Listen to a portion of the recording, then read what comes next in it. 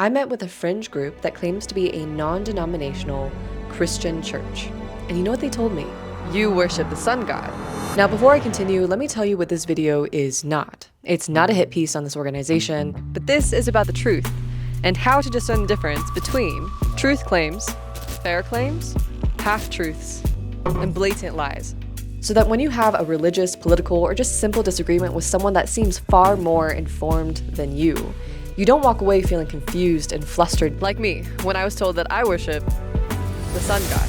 So let's work through this case study to better understand this intellectually dishonest tactic that I have upon writing the script labeled left field conclusions, which generally entails making truthful or somewhat truthful claims to make an extreme or false conclusion. Here's how that happened to me. They took me through a nearly 2-hour Bible study on the Sabbath. The Sabbath is a day that Christians often regard as a holy day of rest. They took me scripture by scripture from the beginning of the Bible, Genesis, to the times when Jesus himself observed the Sabbath on the 7th day, which is in fact a Saturday. You know, we're off to a good start because the text, along with other historical evidence, does show that the Sabbath was indeed a Saturday. So I don't have any disagreements yet.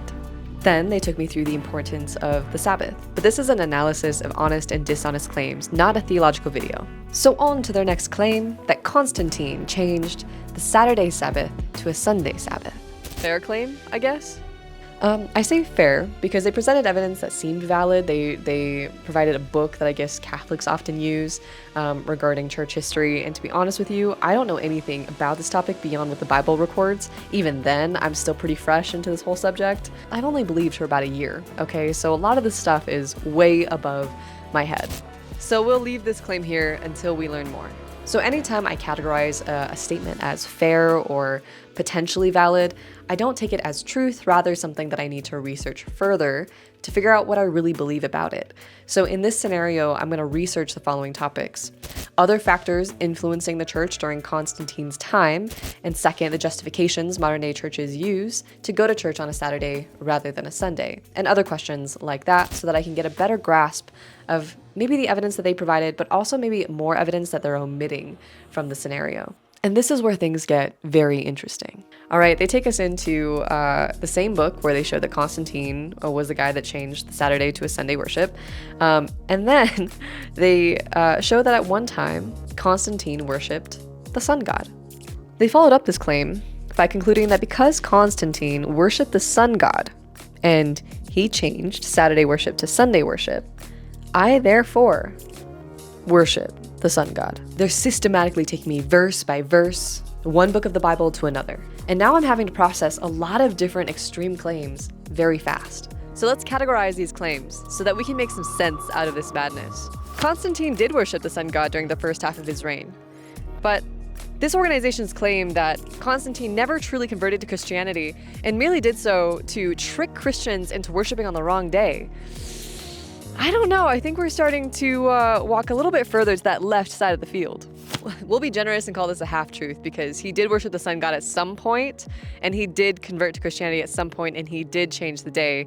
Now, the assumptions are that Constantine's conversion was purely and without a doubt a ploy, and that no matter what a church teaches, even if all they speak about is Jesus Christ and the Bible, that they are, without knowing it, secretly worshiping the sun god simply because of the day that they go to church. Their assumptions hide potential misunderstandings, unsupported opinions, and maybe nefarious lies. Now, in their defense, they used a lot of scripture in our conversation. And though you may not believe in the Bible, so you don't take it as an authority, I do take scripture as an authority. And so for exercise sake, let's just say that this was valid evidence even for you.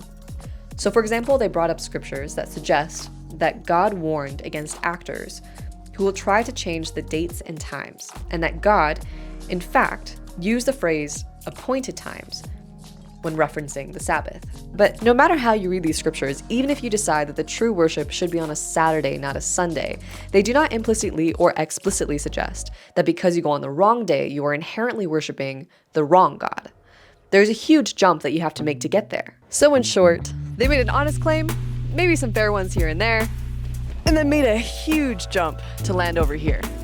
In such situations, we'll think to ourselves, wow, these people are so knowledgeable, they are so experienced and well-studied. everything they say makes actually a lot of sense, and they seem to approach things in a very rational way. But be careful, because while the evidence may support their claims, do their claims support the conclusion? Or is the conclusion a bit far-fetched? So we are not on a baseball field, partially because I didn't want some athletes making fun of me for filming this video. But also, I just hope that this video or this concept helps you imagine the journey that some people try to take you on. They'll make a couple really strong, rational claims, and the evidence they provide is going to be really strong. But the evidence they provide does not support that crazy conclusion that they drew. Okay, so this video has been done for a couple months. I've been sitting on it since the beginning of 2025, and just something didn't feel quite done, quite right. Part of it could be I'm a perfectionist, but I think the other piece is that there was, this video has been so scripted up until now that I think I want it to be really straightforward and unscripted and candid with you so that you can understand my true intention, that you could feel it, hopefully. This is, again, I'm not naming the organization because this is not supposed to be a hit piece. This is supposed to be one person to another person explaining to you how I processed through some of the thoughts that were presented to me, because the feedback I got was that, they would sit down with this organization and they would be told things that they'd never heard before, and it sounds and feels very logical. And I'd say that the one thing I found throughout the process of praying about this, talking to the Lord about it, researching it, breaking it down, is that the truth is not afraid of the light, and it's not afraid to be investigated. It's not afraid to be challenged and questioned, because the truth does not change. And the Lord wants us to believe in Him authentically. That doesn't mean because everyone said to. That isn't because the church said to. That isn't because we're afraid of the consequences of not believing, and therefore, even though we have questions and doubts, we believe anyways. He wants it to be authentic. He wants us to investigate and push until we can truly believe with the fullest of our heart and soul.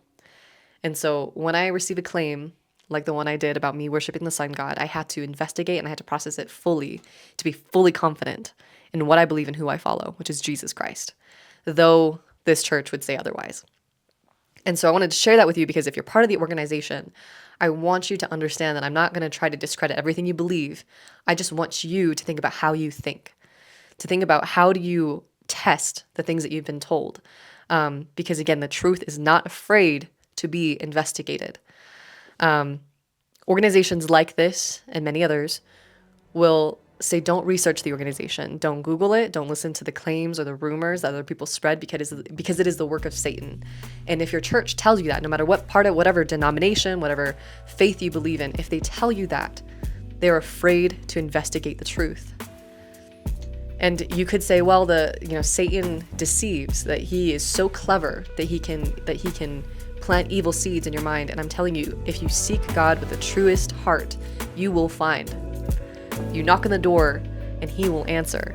And so if you're genuinely seeking Him, you're looking at honest evidence and resources, and you're trying to be wise and discerning about it, I'm telling you, the Lord will protect you from deception. But if you're told not to look, you're told not to dig, your faith can only become so authentic. It can only be so much of your own. And honestly, manipulation is best when you are blind, when you're told to put a blindfold on and to not look deeper. And so I understand that if you do believe this, if you believe in this organization, I might seem like an enemy to you. And I just pray that that is not the case, that you'll understand that this is somebody who encountered your faith, that encountered the claims, that had to process through it, and this is how I process through it. I'm explaining that to you so that you can make similar steps to test everything that comes across your plate, so you can follow God with absolute certainty and faith in Him, not in an organization.